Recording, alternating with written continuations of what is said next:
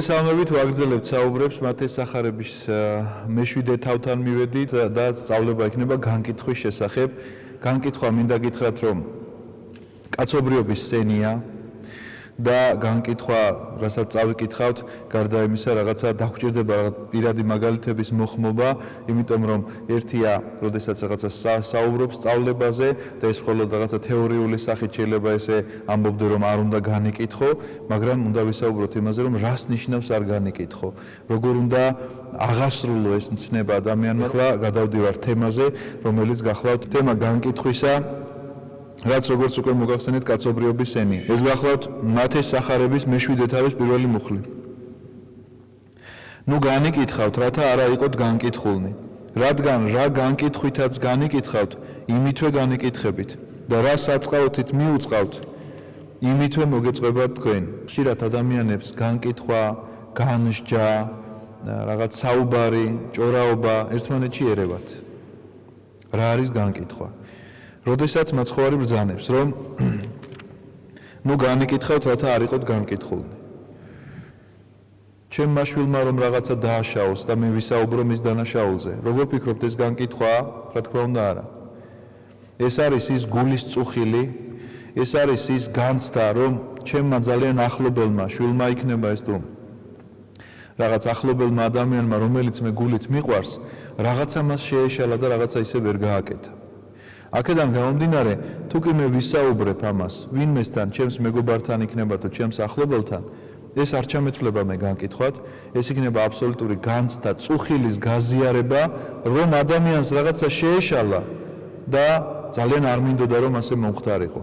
ძალიან ნაწყენი ვარ ამის გამო, რომ რაღაცნაირად ვერაჯობა მან საკუთარ თავს და უკეთესად ვერ მოიქცა, ვიდრე უნდა მოქცეულიყო. ამიტომაც მაცხოვარი ბრძანებს, რომ ნუ განიკითხავთ, ეს იმას ნიშნავს, როდესაც შენ ადამიანზე ასე კი არ საუბრობ, როდესაც მისი გულშემატკივარი კი არ ახარ, როდესაც მისი სიყვარულისგან კი არ არის აღძრული შენი მხრიდან ეს საუბარი, არამედ ეს მხოლოდ ერთ რაიმეს ემსახურება, რომ შენ დაინახე ამ ადამიანის რაღაცა ცოდვა, დაინახე ამ ადამიანის უსაქციელობა და შენ შეგიძლია ამაზე ილაპარაკო. და გავუცდება, რომ შეიძლება ამ ადამიანს უამრავი სხვა სიკეთე ქონდეს. უამრავი და ეს ერთი რაღაც შეეშალა. ამიტომ ლაპარაკობ მხოლოდ აი ამ ერთზე და არაფრით არ გახსენდება ის ბევრი სიკეთე, რომელიც მას აქვს. გაუკეთებია, ან ნაწი მომავალში უნდა გააკეთოს.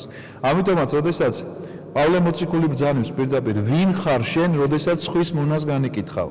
ღვთისგან არის ყველა ადამიანი და ღვთისქმნილებას განიკითხავ. რა უფლებით? თუ პასუხი ამაზე მოსათხოვნი, ღმერთი არ მოსთხოვს პასუხს. თუ როგორ ფიქრობთ, ღმერთი უსამართლოა და შენ ხარ სამართლიანი. აქედან გამომდინარე, ნუ განიკითხავთ, რათა არ იყოთ განკითხულნი, სწორედ ამიტომაც წერია, რომ თუ შენ განიკითხავ, ანუ უსიყვარულოდ ექცევი ასე ადამიანს, უსიყვარულობა მიგიყვანს იმ მდგომარეობამდე, რომ ღმერთს განიკითხავ აუცილებლად. მის პირველ საწყის განიკითხავ, ისევე როგორც ადამიანები ხშირ შემთხვევაში, როდესაც რაღაცა მათ თავზე დატეხილ უბედურებაზე რტვინავენ, ხშირად ღმერთს ყვედრიან, ამით ვერც კი ხვდებიან. რადგან რა განკითხვითაც განიკითხავთ, იმითვე განიკითხებით. იმიტომ რომ მაცხოვარი ამას მართლაც ესე მოთხოვს, ღმერთი ადამიანს ასე მოთხოვს, რომ შენ როგორც განიკითხავდი, რომელი საწყაოთითაც, ანუ რა სასწორითაც აწონით თქვენ მის ცოდვას, სწორედ იმ სასწორით მოგეწყვებათ თქვენც. იგივე იქნება თქვენთვისაც. მაგრამ აქ კიდევ ერთი რამ არის. პრაქტიკული გამოცდილებიდან გამომდინარე მინდა გითხრათ, რომ აი როგორც მოძღვარი ძალიან ხშირად ჩამიბარები ესეთი ახსარება, რომ მამაო, როგორც კი განვიკითხე ადამიანი რაღაცა ცოდვის გამო, იგივე ცოდვაში ჩავარდი. ხშირად ამბობს ამას ადამიანი. როდესაც ადამიანი არ სცოდავს, თქვენ არ იფიქროთ, რომ ეს მისი დამსახურებაა. არის რა თქმა უნდა მისი მონდომება, მაგრამ ღმერთი მას შეეწევა და ღმერთი მას მფარველობს, რომ არ სცოდოს. მაგრამ როგორც კი სხვა ადამიანს განიკითხავს, ჩათვალეთ, რომ ეს მფარველობა მან მოაკლოს საკუთარ თავს. იმიტომ რომ განიკითხა, ესე იგი სიძულვილი გამოავლინა. სიძულვილი გამოავლინა, სიძულვილთან ღმერთს საქმე არ აქვს. რა თხედავ ბეწვ შენი ძმის თვალში და შენს თვალში დირეს არ განიცდი. დირე გახლავთ ფიცარი. და თვალი გახლავთ ყველაზე მგრძნობიარე ორგანო. ხა წარმოიდგინეთ, პატარა ბეწვი რომ ჩავარდება ადამიანის თვალში, ეს რა თქმა უნდა ალეგორიული შედარება, პატარა ბეწვი რომ ჩავარდება ადამიანის თვალში, როგორ აწუხებს, სანამ არ ამოიღებს რაღაცა თვალში ჩავარდნილ, თვალით უხილავ პატარა ბეწვს. სანამ არ ამოიღებს ექიმთან მივა თუ სხვა მოახერხებს ამას, ვერაფრით ვერ მოისვენებს, ვერ დაიძინებს. და წარმოიდგინე უნება, რომ შენი ძმის თვალში ბეწვს ხედავ, როდესაც შენს თვალში ფიცარია, ეს დვირე გახლავთ ნაფოტი, ხის ნაფოტი. და ეხლა დიდი ნაფოტი რო წარმოიდგინეს, როგორ უფრო უნდა მეტად აწუხებდეს ადამიანს ეს. ან როგორ ეტყვი შენ ძმას, მაცალე და ამოვიღე ბეწვს შენი თვალიდან და აჰა დირე შენ თვალშია. ანუ როგორ შეიძლება რომ შენ ესე იგი ადამიანს მოძღვრავდე და ამხილებდე და ეუბნებოდე რომ შენ ეხლა აი ამ ცოდვაში ხარ და აღარ გააკეთო ესო და შენ უარეს ცოდვაში იმყოფებოდ. აქედან გამომდინარე გააქვს მხილების უფლება მოცემული, თუ კი შენ ამას სიყვარულით აკეთებ, თუ კი შენ გულშემატკივარი ხარ ადამიანისა და თუ კი განიცდი რომ ის რაღაცა ცოდვაშია და შეიძლება იღუპებოდეს ადამიანი აი ამ ცოდვის გამო. თვალთ მაგცო ამოიღე პირველად დირე შენი თვალიდან და მაშინ დაინახავ ამოსაღებ ბეწვს შენი ძმის თვალიდან. სწორედ ესეა, რომ მართლაც თავისი ზნეობრივი ცხოვრება თუ არ გამოასწორა ადამიანმა, ვერავითარ შემთხვევაში სხვის ზნეობრივ ცხოვრებას ის ვერ გაასწორებს. ნუ აძლევს სიწმინდეს ძაღლებს, ნურც უყრით წინ თქვენს მარგალით ზღორებს, რათა არ გათელონ ისინი თავისი ფეხებით და არ მოგიბრუნდნენ და არ დაგლიჯონ თქვენ. აი ეს შეგონება სწორედ ამასთან აი ეს სიტყვები გადაბმული იმიტომ გახლავთ რომ მხილებაზე ვლაპარაკობთ, ბეწვის თვალიდან ამოღებაზე ვლაპარაკობთ და აი ამ მხილების სახე გითხარით როგორც უნდა იყო, უნდა მიხვიდე ადამიანთან და უნდა უთხრა მას სიყვარულით რომ იცი რაღაცა ესე არ არის კარგად საქმე. დღევანდელ დღეს ჩვენ ამისი განსაკუთრებული პრობლემა გვიდგას სხვათა შორის მინდა გითხრათ, იმიტომ რომ დღევანდელ დღეს არის მხილება შეიძლება დაარქვან ამას, რაღაცა დაინახონ და გამოვიდნენ და ტელევიზიით თქვან. ეს როგორ შეიძლება მხილება იყოს? მხილება არის მე როდესაც აი ამ პრობლემის შესახებ ჯერ შენთვის უნდა ვილოცო, გულშემატკივარი უნდა ვიყო, მე შენთვის ღამე ადგომა და უძილება უნდა შემეძლოს, მუხლებზე დადგომა უნდა შემეძლოს, შენთან მოსასვლელი პირი უნდა მქონდეს, რომ იცი რა, მე ძალიან ბევრი ლოცვა ვთქვი შენთვის, ძალიან ბევრი ღამე გავატენე, მაგრამ რაღაცნაირად მინდა რომ შენ შეიგნო რომ ამ ცოდვიდან გამოხვიდე. და არა ის რომ გამოხვიდე სატელევიზიო ეთერით და დაიწყო რომ ეხლა თურმე ეს ადამიანი ამას ჩადის, ასეთი პრობლემებია ეკლესიაში, ასეთი პრობლემებია სხვაგან, იმიტომ რომ ასეთი პრობლემების შესახებ როდესაც საუბრობს ადამიანი, ჯერ მან აუცილებლად უნდა მივიდეს იმ პირველ წყაროსთან, ვისთანაც იცის რომ რაღაც ეს პრობლემაა და მისგან უნდა დაიწყოს ეს მოგვარება. თუმცა კი გზა იმისკენ რომ რაღაც ესე საჯარო მხილება მოხდეს, მე ვფიქრობ რომ ამასაც თავისი საეკლესიო სწავლება აქვს და საეკლესიო სამართლით ხდება სწორედ როგორ უნდა მოხდეს ადამიანის მხილება თუ არ მხილება.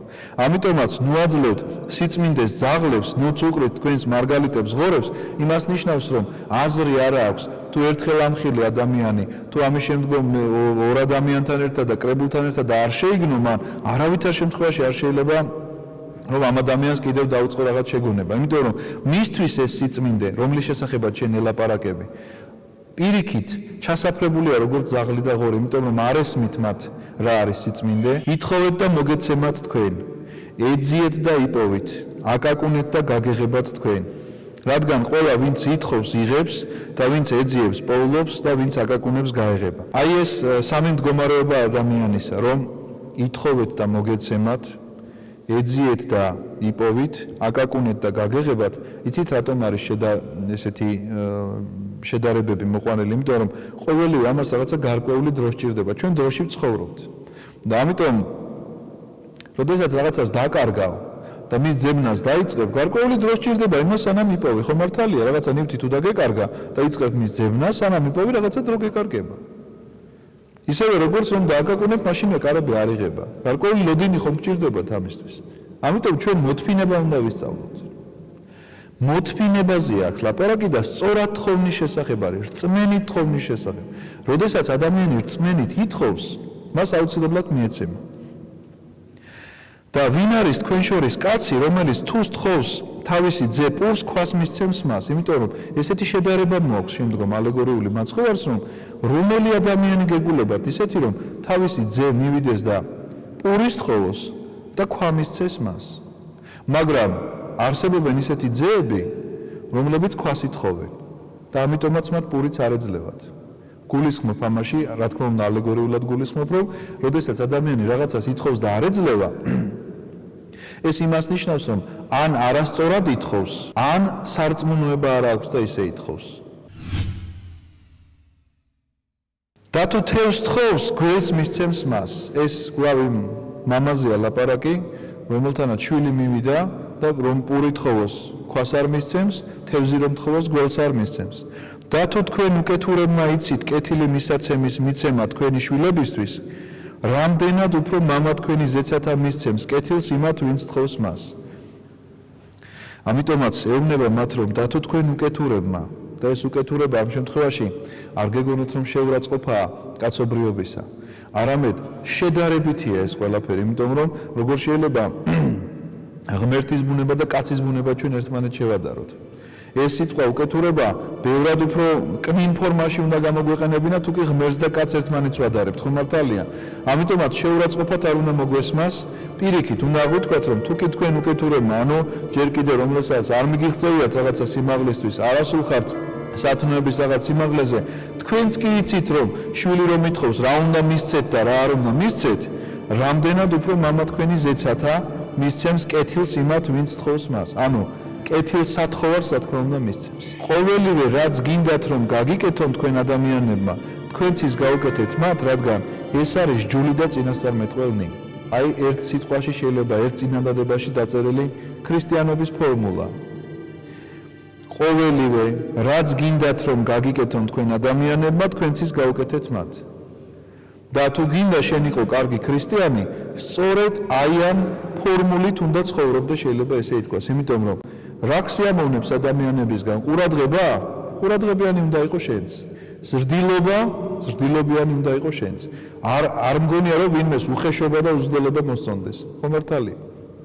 ამიტომაც რაც შენ მოგწონს საშენოთ, რომ ადამიანები შენ როგორ გექცევიან, ყურადღებიანად, ზრდილობიანად, მოგიკითხავენ, თბილ სიტყვას გეტყვიან, განუგეშებენ, გვერდში დაგიდგებიან, სწორედ ესეთივე უნდა გაუკეთო შენც ადამიანებს. და აქ არ წერია ვის, რომ დედას და მამას, ან დას და ძმას, ნებისმიერს. ნებისმიერს, იმიტომ რომ არ არის დაკონკრეტებული. ყოველი რაც გინდათ რომ გაგიკეთონ თქვენ ადამიანებმა, თქვენც ის უნდა გაუკეთოთ მათ, რადგან ეს არის ჯული და წინასწარმეტყველნი. რატომ წერია ეს არის ჯული და წინასწარმეტყველი? იმიტომ რომ ჯულის მუხლები შეიძლება ესე და აი 10 მცნებაში მაგალითად როგორ არის გაყოფილი. პირველი 4 მცნება ეხება ადამიანის ურთიერთობას ღმერთთან და დანარჩენი 6 მცნება ეხება ადამიანის ურთიერთობა ადამიანთან. როგორ უნდა დარეგულირდეს ადამიანის ურთიერთობა მეორე ადამიანთან. ეს არის ჯული და წინასწარმეტყველი, ეს იმას ნიშნავს, რომ ჯულში და წინასწარმეტყველში მოცემული ყველა კანონი აი ამაზე არის დაფუძნებული, რომ ყოველივე რაც გინდათ რომ თქვენ გაგიკეთონ, თქვენც ისე უნდა გაუკეთოთ მათ. შედით ვიწრო ბჭით, რადგან ფართოა ბჭე და ვრცელია გზა, რომელსაც მიყავს წარსაწმედად და მრავალნი არიან, რომლებიც დადიან მასზე. რა ვიწროა ბჭე და ძნელია გზა, რომელსაც მიყავს ცხოვრებისაკენ და ცოტაა ვინც პოულობს მას. ვიწრო და ფართო ბჭის შესახებ, როდესაც არის საუბარი, მე მინდა გითხრათ, რომ ხატებიც კი არსებობს, რომ რაღაცა ბევრი ადამიანი დგას ფართო გზაზე და მიდიან და ვიწრო გზა, სადაც თითოეული ადამიანი მძიმე ჯვრით მიუყვება რაღაცა რთულ გზას. მაგრამ საქმე ის არის, რომ ჩვენ ამ შემთხვევაში გზას კი არ უნდა შევხედოთ. გზის დასასრულს უნდა შევხედოთ. რომელი გზა სად მიდის? გზა ფართო, რომელზედაც ადვილია სიარული ჯოჯოხეთისკენ და გზა ვიწრო, რომელზედაც ძნელია სიარული სამოთხისკენ. ამიტომ გზის სიმძიმემ არ უნდა დაგვაბრკოლოს, იმიტომ რომ ჩვენ თუ კი იმ ბოლოზე ვართ, იმ ბოლო წერტილზე ვართ ორიენტირებულნი, ამ შემთხვევაში უკვე არანაირი სიმძიმე აღარ დაგაბრკოლებს.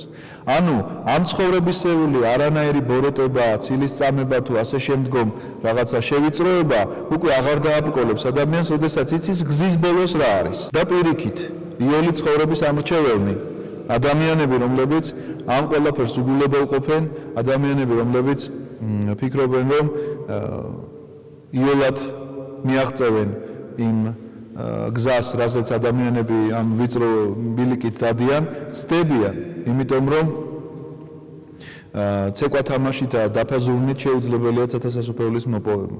ხოლო ფუფუნებაზე ფიქრით, ხოლო განცხრომაზე ფიქრით, ხოლო გართობაზე ფიქრით შეუძლია ადამიანმა ცათასასუფეველი ამისთვის შრომა არის საჭირო და ეს შრომა სწორედ გახლავთ ვიწრო გზაზე სიარული. ერიდეთ სრულ წინასწარმეტყველებს, რომლებიც მოდიან თქვენთან ცხრის სამოსით, ხოლო შინაგანად არიან მტაცებელი მგლები. აი ეს სიტყვები ერთმანეთზე მიყოლებული სწორედ ამიტომ გახლავთ, რომ ვიწრო ბჭისა და ფართო გზის ბჭის ერთმანეთისგან განსხვავება უნდა ვიცოდეთ, იმიტომ რომ მრავალი ადამიანი შემოსილი სათნოების ღიმილით, მრავალი ადამიანი ცხრის ქურქში გახვეული, რომელიც შეიძლება რაღაც ისე კეთილად გვეჩვენებოდეს. სინამდვილეში ცრუ წინასწარმეტყველი შეიძლება იყოს, რომელიც ააცდენს ადამიანს აი ამ ვიწრო გზას, სასუფევლისკენ მიმავალ გზას და ფართო გზაზე დააყენებს. მათი ნაყოფით იცნობთ მათ, განაკრეფენ ეკლიდან ყურძენს ან მარიდან ლეღვს. ასევე ყოველი კეთილი ხე კარგ ნაყოფს გამოიღებს, ხოლო უვარგისი ხე უკეთურ ნაყოფს გამოიღებს. აი ეს შედარება, რომელიც მაცხოვარს ამ შემთხვევაში მოყავს, რომ როგორ უნდა იცნოთ მათი ესეთი ადამიანები, მათი ნაყოფით ხდება მათი გამოცნობა, იმიტომ რომ შეუძლებელია ლეღვი ყურძენს ისხამდეს და ყურძენი ლეღვს, თუმცა კი აქ იმას არ ნიშნავს, რომ ვინც კეთილი აუცილებლად ბონობდეს სიკეთეში დარჩება და ვინც ბოროტია აუცილებლად ის ბოროტებაში დარჩება. მომხდარა ისეც, რომ კეთილი ადამიანი ბოროტებაში ჩავარდნილა და პირიქით ბოროტი ყოფილა ადამიანი, მაგრამ გაკეთილშობილებულა. მაგრამ ლაპარაკი არის, რომ სანამ ის ბოროტია, შეუძლებელია მან კეთილი ნაყოფი გამოიღოს. სანამ ის ბოროტია, კეთილ ნაყოფს ვერაფრით ვერ გამოიღებს. სანამ ის კეთილია, შეუძლებელია მან ბოროტი ნაყოფი გამოიღოს.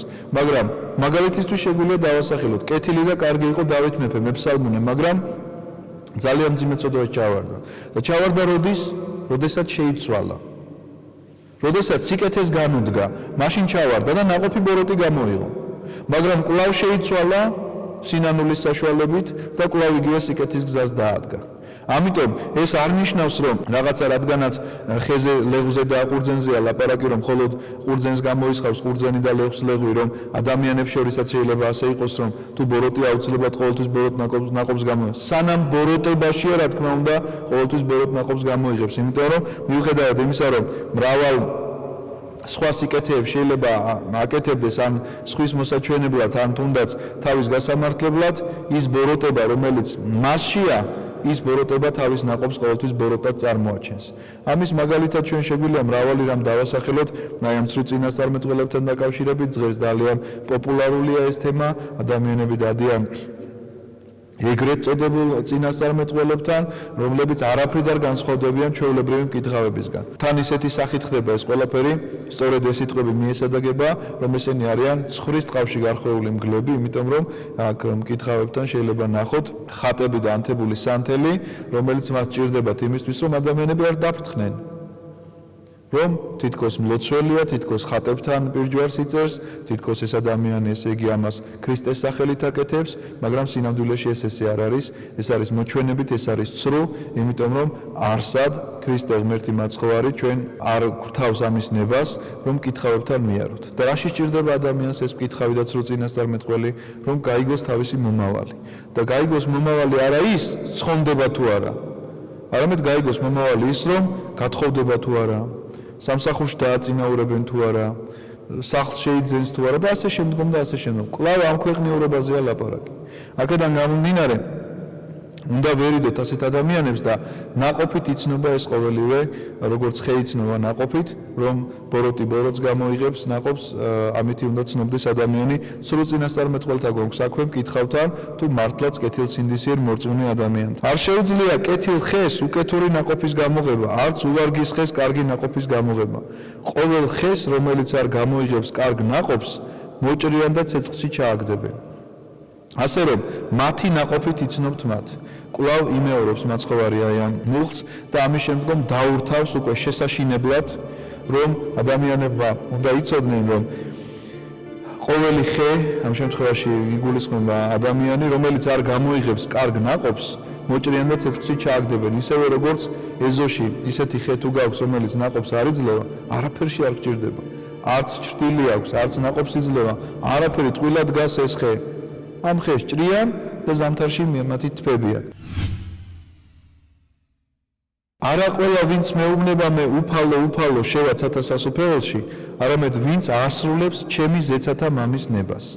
ეს ძალიან მნიშვნელოვანი მუხლი გახლავთ, იმიტომ რომ ჩნდება ძალიან ბევრი კითხვა თანამედროვე საზოგადოებაში, რომ როგორ ახლა სხვა მორწმუნეები ვერ ცხონდებიან? სხვა მორწმუნეები კი არა, რომლებსაც არასწორი რწმენა აქვთ, რომლებსაც არასწორი მიმართულება აქვთ.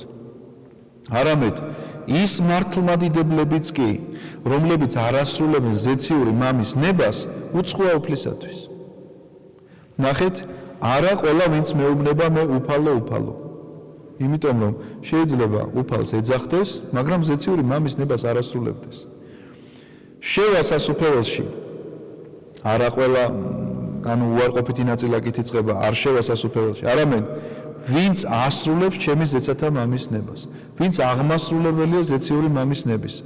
მრავალი მეტყვისმე იმ დღეს, ნახეთ, მაცხოვარი, აი ამ ქადაგების ბოლოში ჩვენ უკვე ამ ქადაგებას ვასრულებთ, მაცხოვრის ამ ქადაგების კითხვას ვასრულებთ.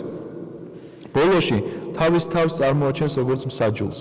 აქამდე ამის შესახებ არ ლაპარაკობდა. ნახეთ, რას ამბობს მრავალი მეტყვის მე იმ დღეს. რომელ დღეს? განკითხვის დღეს. ანუ მეორედ მოსვლის დღეს. უფალო. განა შენი სახელით არ წინასწარ მეტყველებდით და შენი სახელით არ ვდევნიდით ეშმაკებს და შენი სახელით არ აღვასრულებდით მრავალ სასწაულს და მაშინ გამოუცხადებთ მათ, არ გიცნობთ თქვენ, გამშორდით მე ყველა უსჯულოების მოქმედი. როგორ შეიძლება ეს ჩავთვალოთ, რომ ადამიანი, რომელიც წინასწარ მეტყველებს, ადამიანი, რომელიც სასწაულებს აღასრულებს და ამ დროს თურმე ღვთისნების აღმასრულებელი არ არის. მე გეტყვით, რომ ბიბლიაში ჩვენ მრავალი მაგალითი შეგვიძლია მოვნახოთ, რომ ბოროტ ადამიანებსაც კი ღმერთი რაღაცას უცხადებს, მაგალითად ეგვიპტის ფარაონს, რომელსაც არ აქვს სარწმუნოება, როდესაც ის აბრაამის ცოლის სარას თავის სახლში ცოლად მოყვანას აპირებს, მას სიზმარი ღმერთი ეცხადება და ეტყვის, რომ ამის გამო შენ სასტიკად დაისჯები და შეეშინდება ამ კაცს. ანუ ღმერთი ეცხადება მას, ღმერთი ესაუბრება მას. ჩვენ შეგვიძლია ვნახოთ ბალაამის მაგალითი, რომ მას რაღაცა მადლის აღსრულება შეუძლია, მიუხედავად იმისა, რომ არ არის მართალი სარწმუნოების მქონე ადამიანი. ასე რომ ბიბლიაში სხვა უამრავი მაგალითები შეგვიძლია ვნახოთ, როდესაც ადამიანები, რომლებიც არ არიან მართალ სარწმუნოებაში, ან სასწაულს აღასრულებენ, ან წინასწარმეტყველების ნიჭი აქვთ, ისევე როგორც ბალაამს, მაგრამ არ არიან მართალი მორწმუნეები. ანუ ღვთის ნების აღმასრულებლები არ არიან, ზეციური მამის ნების აღმასრულებლები არ არიან. ასე რომ ესეთი ადამიანები უცხო არიან ღვთისაგან. თუმცა კი ღმერთი მათ იყენებს როგორც იარაღს, იმიტომ რომ სხვა ადამიანები გონს მოვიდნენ. ამიტომ ყველას, ვინც ისმენს ამ ჩემს სიტყვებს და ასრულებს მათ, ვამსგავსებ მას გონიერ კაცს, რომელმაც ააშენა თავისი სახლი კლდეზე და წამოვიდა წვიმა, მოვარდა მდინარეები, დაბერა ქარებმა და ეკვეთნენ იმ სახლს და არ დაეცა, რადგან დაფუძნებული იყო კლდეზე. ეს შედარება, რასაც ახლა მაცხოვარი მაგალითად მოიხმობს, რომ ვინც ისმენს ჩემს სიტყვებს და ასრულებს მას, თავის თავს მამა ღმერთს უთანასწორებს, იმიტომ რომ იქ ამბობს, რომ ვინც ისმენს ჩემს სიტყვებს და ასრულებს მას, ეს იმას ნიშნავს, რომ თვითონ ახმოვანებს ზეციური მამის ნებას. ვამსგავსებ მას გონიერ კაცს, რომელმაც ააშენა თავისი სახლი კლდეზე. რას ნიშნავს კლდე? კლდე არის სწორედ ეს ქრისტეს სარწმუნოება. ქრისტეს სწავლებებია სწორედ კლდე და წამოვიდა წვიმა, მოვარდა მდინარეები, დაბერა ქარებმა, ნიშნავს იმას, რომ მიუხედავად მრავალი შეტევისა, ბოროტი ძალების მიერ, თუ ადამიანთა მიერ, თუ ცილის წამებით, თუ დევნით, თუ შევიწროებით, ვერაფერს ვერ დააკლებს აი ამ სახლს, თუ კი ადამიანის რწმენა დაფუძნებულია ქრისტეს სწავლებაზე, რადგანაც ქრისტეს სწავლება მამაზეციერი ღმერთის ნება გახლავთ. და ყველა ვინც ისმენს ამ ჩემს სიტყვებს და არ ასრულებს მათ, ემსგავსება სულელ კაცს, რომელმაც ააშენა თავისი სახლი ქვიშაზე და წამოვიდა წვიმა, მოვარდა მდინარეები, დაბერა ქარებმა, ეკვეთნენ იმ სახლს და დაეცა და იყო მისი დაცემა მეტად დიდი.